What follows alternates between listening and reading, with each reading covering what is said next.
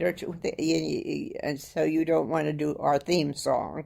Well, we can record all that stuff later. Uh-huh. We can work on our theme songs and stuff later, and have you sing things. Uh-huh. We need an instrument, a guitar. We'll record. Don't worry. We'll record theme songs. We don't have to have that now. We don't have the studio set up where we can hit the button and then we'll listen to it. So we'll have to do that later. But I think we could. Do you think that sounds good? We can work on this. We can work on this intro so that we can record it, and then you can record it, and I can record it. We could record it some different times so that we have intros to different episodes. Uh-huh. And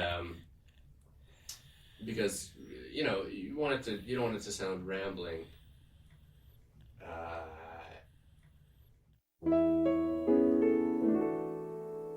High anxiety whenever you're near. High anxiety, it's you that I fear. Welcome to the first ever Grandma-Grandson podcast. This is my grandma. And this is my grandson. Where we grapple with the biggest problems of life, the universe, and everything. The things that affect us all and things that affect us both. And the small things that don't matter in the slightest. We do it all with 70 years between us. And a bowl of very fresh cannabis. But from just down the street. Welcome to High Anxiety.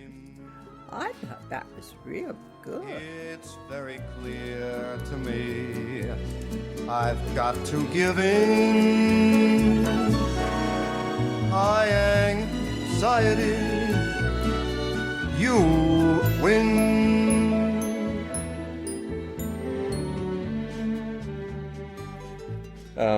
For starters, what do you think? What do you think? We'd say, welcome to High Anxiety. Thank you. Well, thank you. So today, our first episode ever. I think we should probably. When your hand is on your mouth, I can hear me. I'll listen. This doesn't really change much of anything. Actually. Oh, I see. Well, a little bit. So we'll see. But I can see the things up there. Mm-hmm. First episode ever. Might as well sort of talk about the elephant in the room then.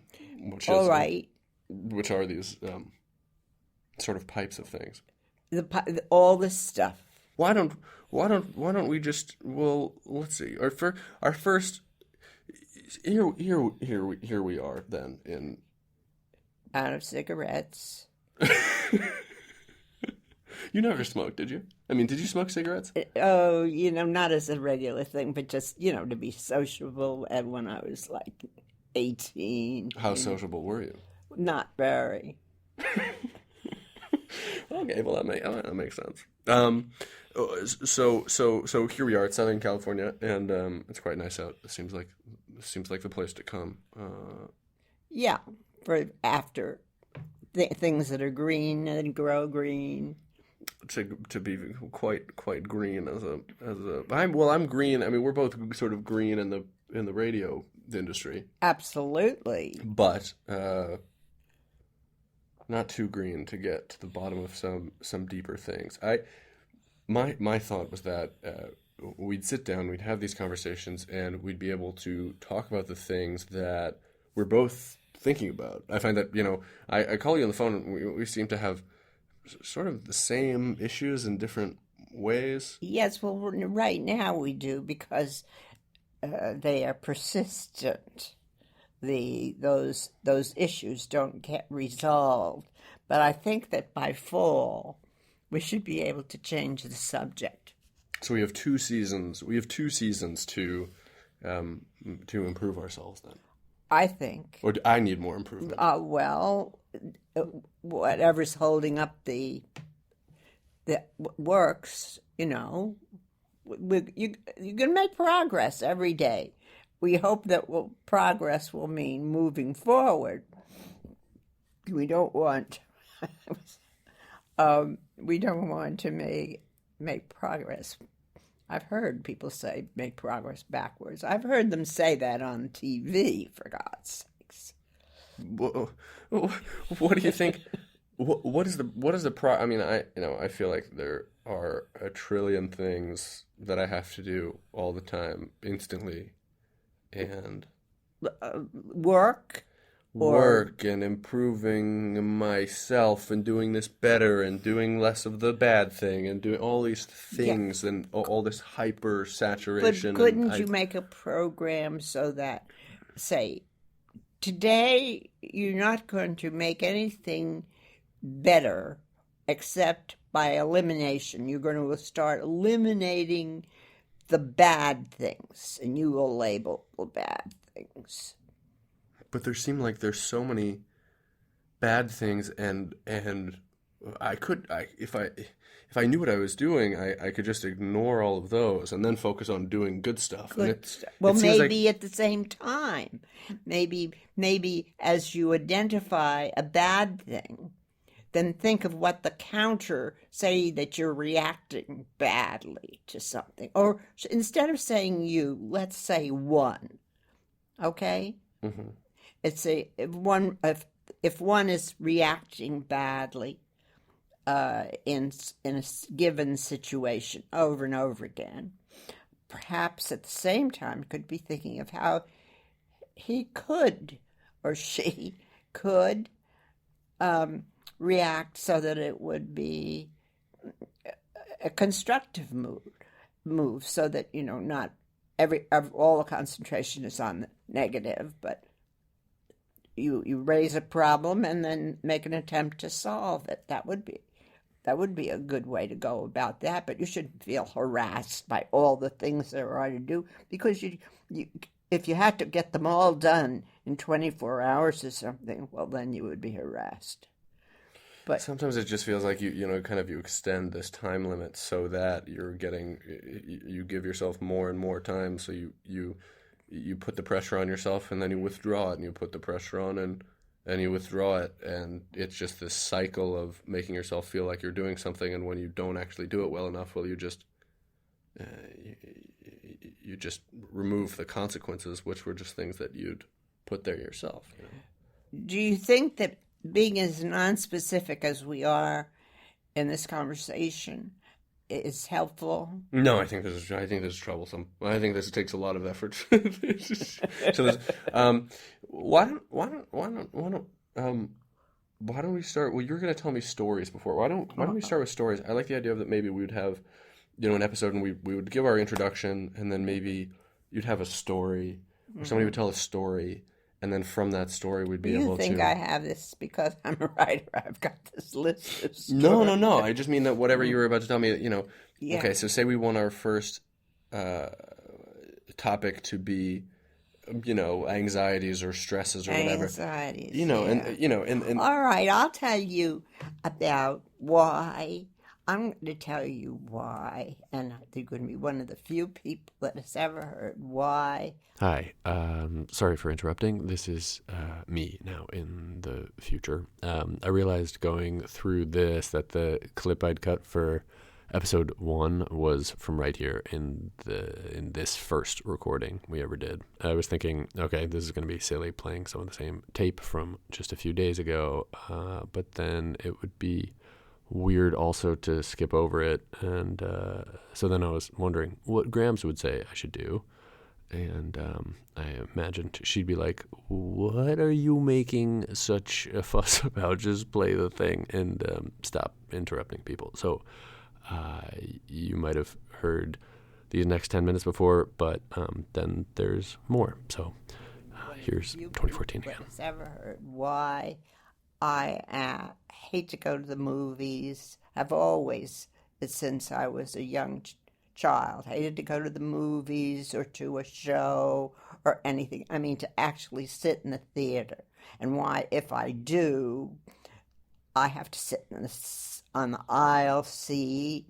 And have I ever told you about No, that? I mean, I always thought you loved the theater. Well, I do love the theater and all that, but I probably couldn't eat dinner and feel sick and nervous when we go. Going to the theater Yes, gives you indigestion. Well, yeah. Afterwards, or No, before you're going to go to it? Anticipating You can't eat before you go to the theater. Yeah, right. Why? Well, that's what I'm going to tell you. Okay. When I was a young child and of a culturally oriented family in the New York area, like many children, I was taken by my parents, but not to many concerts, and so forth. Okay. And there was this, I think one Saturday afternoon a month, I'm guessing at that. I remember that shabbily, there was a concert by Walter Damrosch, who was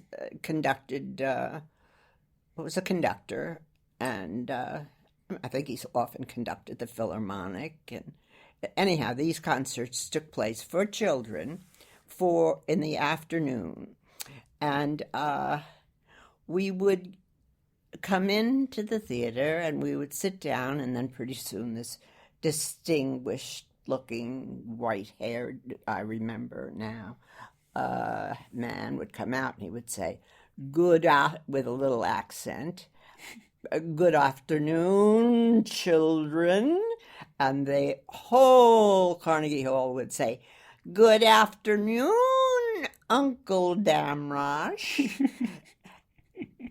and so this was fine. Now, I did not go alone. I mean, that is to say, it wasn't just my mother and me. We were 3 cousins within a few months of each other in age, and I was the youngest. I was a year younger than the oldest one. But we were all in the same grade and in school, and we did a lot of things together. And they loved to tease me, and I loathed them so heartily. And we went through almost all school together through high school, from preschool practically. And they convinced me that I had an inferiority complex. When they could hardly pronounce those words and things like that. And Aunt Dorothy was Virginia's mother. She was the oldest, Virginia, and she took us this particular afternoon that's so critical to my life. Okay. She took us that afternoon, and I don't know how we were seated particularly, but Aunt Dorothy was on the aisle, I know that, and I was probably all the way in, and let's say Virginia, who sort of queened it over us because she was the oldest, was in the middle, and Jean, who was the cutest, was near Aunt Dorothy. When, during the performance, smoke started to arise behind the orchestra. Good. And not lots, just a little, but you don't need a lot of smoke in a theater to get your attention. And we all sniffed around, and then everybody started pulling their stuff close to them, as though, they might catch fire. And then little by little people started going. And then they got nervous, and it built up. And pretty soon, Aunt Dorothy reaches right over whoever's next to her, Jean, let's say, and pulls at Virginia. And she says, "Come along, Virginia." And out the aisle she goes, mowing down everybody else. And Jean and I are there in the aisle. Aunt Dorothy just walked out without us. We were going to follow her, presumably, in her mind.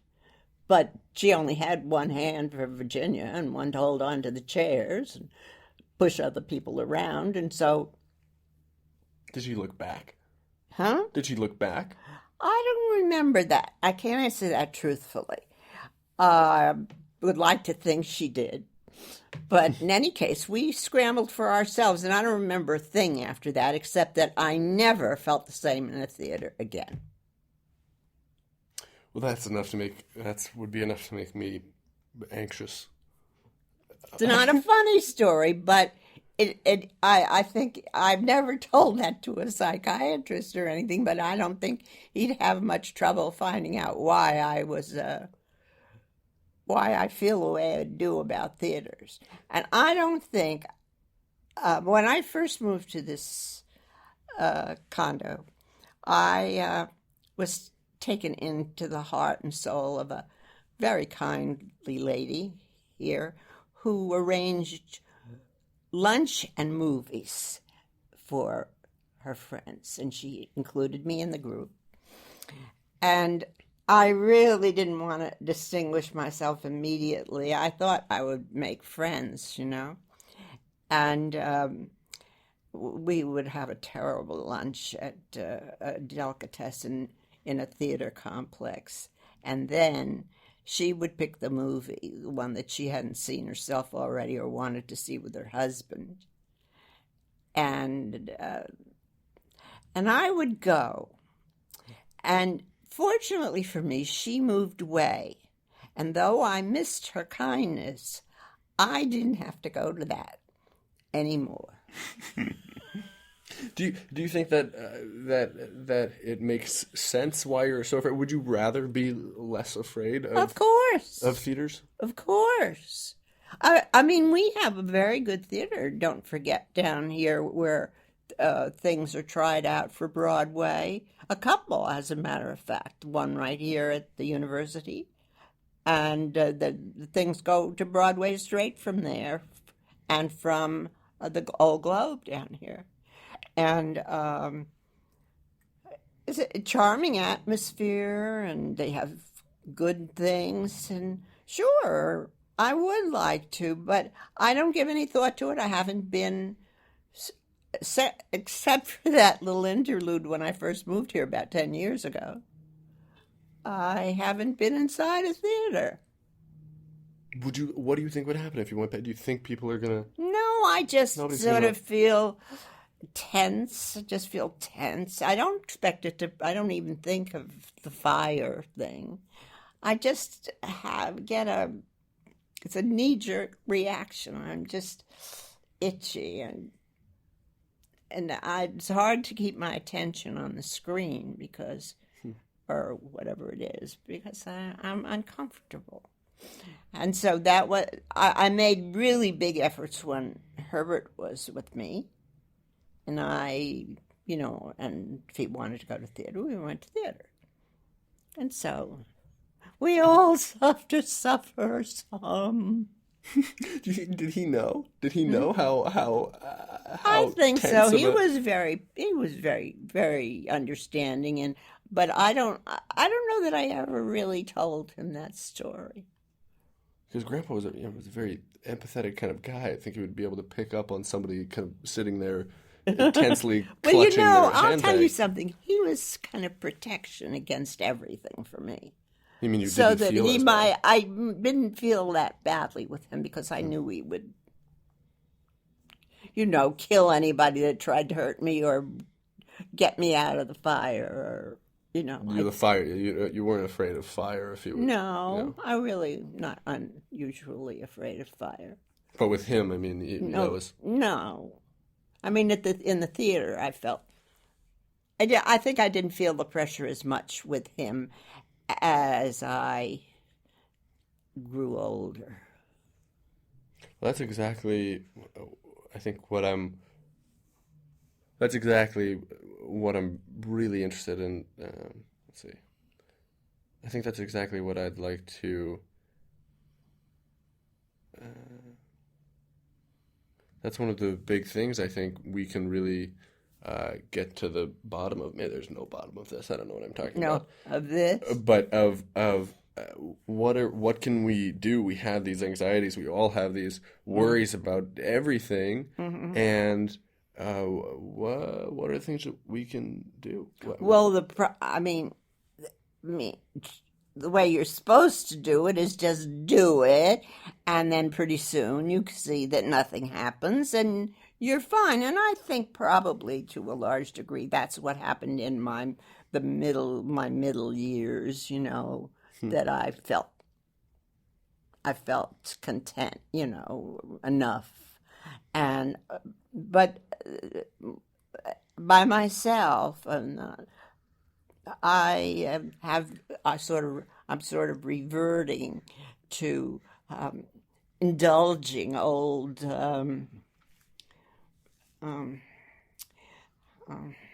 bad things, You're indulging the fear. indulging. What is it? Why do we do that? Because I do that all the time. Where you feel bad about something, but you hold on, like if you have heartache, and you hold on to that Yes. ache.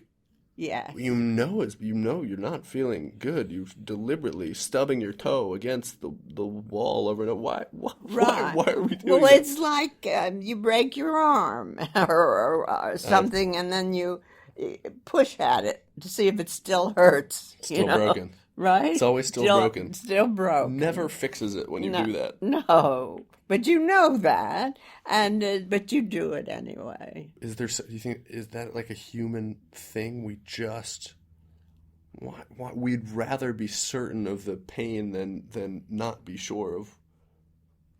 Well, I mean, Something well, else. that's an interesting thought. But on the other hand, I'm sure the broken arm, I don't know if that's a good analogy, but I'm sure if we break an arm, we want it to be. I mean, I did break my hip, and yeah, I'm even now, I keep poking it to see whether those spots are still sensitive. Are they? Because Does it hurt more when you poke it? well, if it's roused up, the little nodes or whatever they are, soft tissues. Does poking it ever help? Not ever. I broke my arm 4 times. Did you? I broke this one 3 times and this one once, and they say that every time you break it, it grows back. Not it grows back. That doesn't. That the bones are twice as hard to break Is afterwards. that so? Well, maybe they should take every baby and rough them up a bit, yeah. right? I mean, my left arm is 8 times the bones in my what is this a femur? Yeah. Well, I don't know. That doesn't seem right. Ulna. Ulna, fibia, and the ulna, right? Is 8 times stronger. 8 times stronger than your average. Is that so? Your average ulna. I got pretty strong Oh, ulnas. I found something wonderful for you. What? Just found it while I was inside. A thing of metal that you scrunch in your hand. That makes your metal. It's a kind of aesthetically pleasant looking thing. Oh, the hand exercisers. That you scrunch to make it's good for your arm muscular. I think it's good for your arteries actually. Good for your circulation. Really? Ooh, maybe I can try that on my neck. I don't think you can use a hand exerciser on your neck. No, but somebody else's hand on your neck. Would be nice. You want someone else's hand? Well, not. It depends what they're doing with it. I don't really think that's exercise at that point. No. But the thing about the arms is once you kind of break your arm a bunch of times, you Is that really true? Do you think I should break my hip again? I think at this point you might have reached a point of diminishing No returns. return. Well- Oh, right. Well- Because there's metal in here.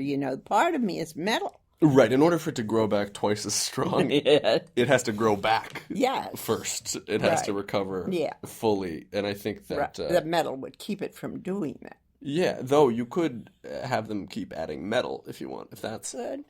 you could have them keep putting in the new and best, strongest, most state of the art metals. I think I'll think that over before I do it. I think that maybe is a less than that may be a less than perfect medical suggestion on my part. So, what anxieties can you trace, or is that not a good question?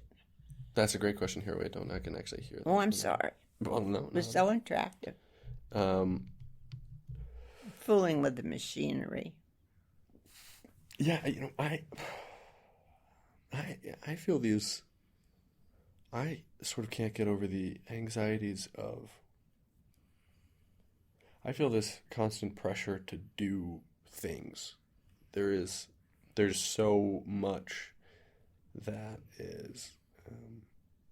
There's so much that is happening constantly that I feel this need to be either a part of all of it, or to be doing my best to engage with it and to do all these things that then compete with each other for my attention. And I'm the only one that's But do you made them think important at all. you're unique in this way? No, absolutely not. I think people pay attention to these things to different degrees. You maybe find a framework and you plug into it and you feel really good. You say, okay, I'm going to learn to be a pharmacist, and you go to pharmacy school and you become a pharmacist, and it's successful within that framework. And that's great. But then maybe you think, wait, why this and not some other thing? Why this framework and not some other framework?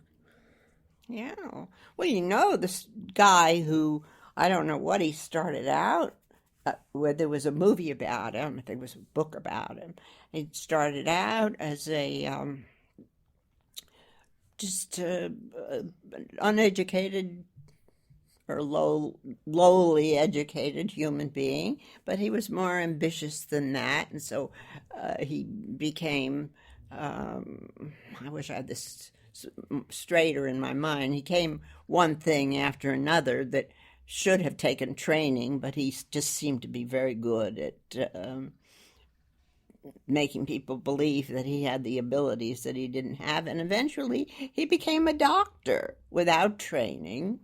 I mean, he practiced in a hospital and so forth. And I wish I could remember how it ends up. I mean, he was just never satisfied with what he had talked himself into. So even if he had trained a long time to be that, he certainly probably wouldn't. Well, maybe he would have been better at the job, but he never got fired from any job for inability, disability, or inability to perform. I feel that way entirely. You can. I feel that way, that you can connect to whatever. No, I'm sorry. What am I thinking? I think that's exactly it for me. I feel like I can distract myself if I go in one path, for long enough, and you put the blinders on and you're doing it.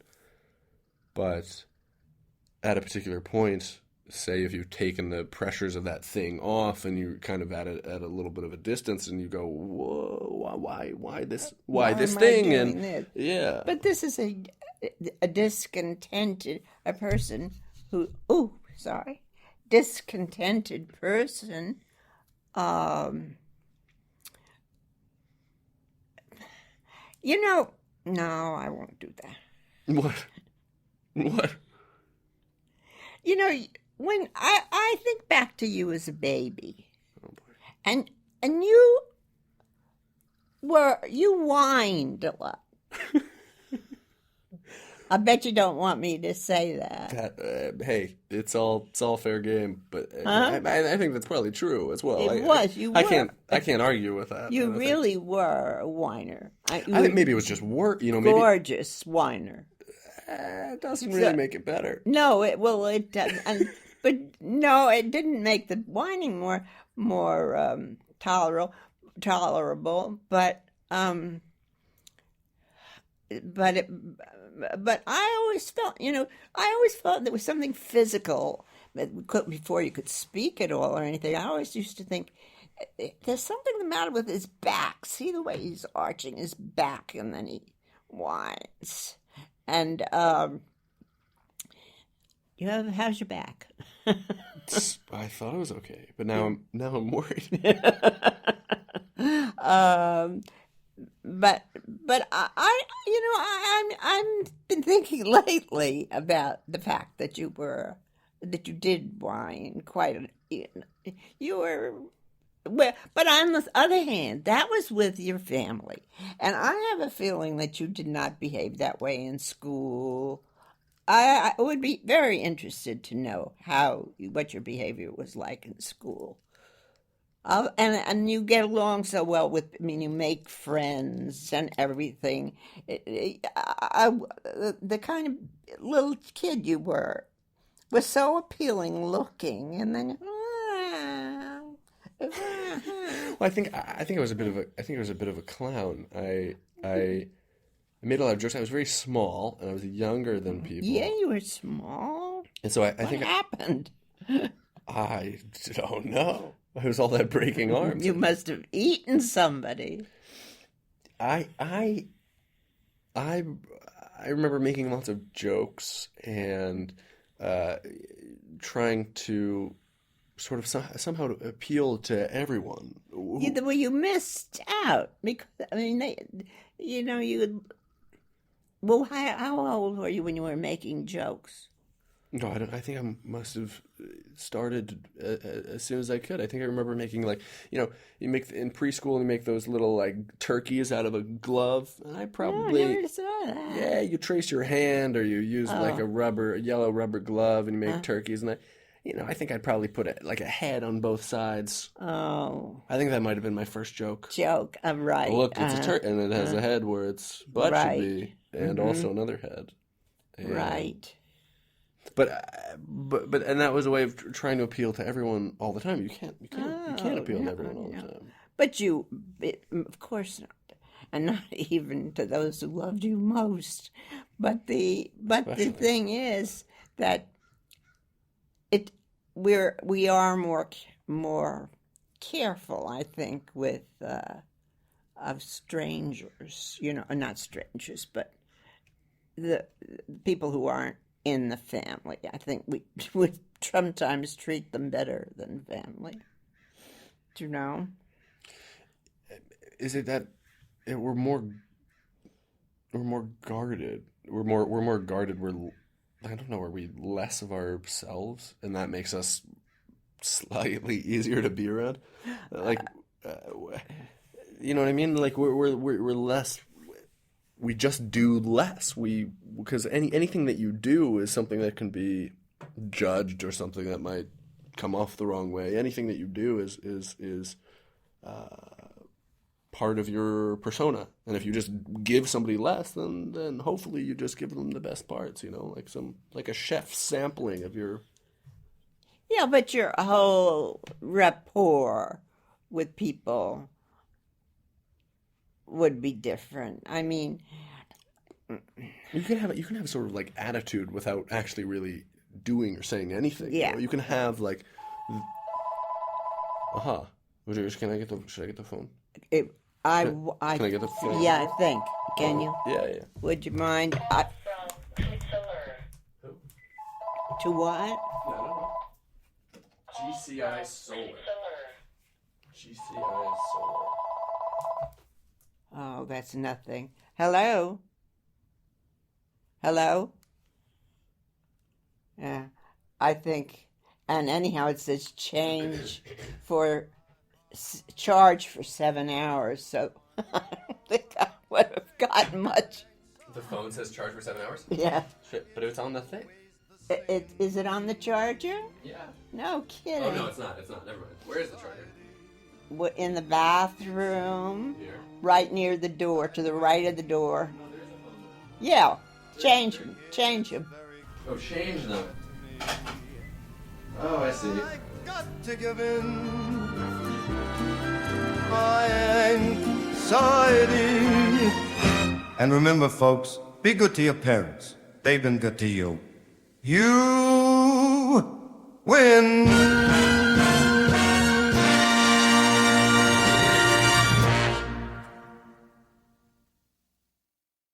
There are 3 phones.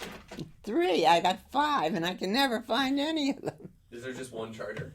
No, there are a lot of them. But when I find a phone, I put it on my wagon, and they're almost all on my wagon, and then I don't know where I.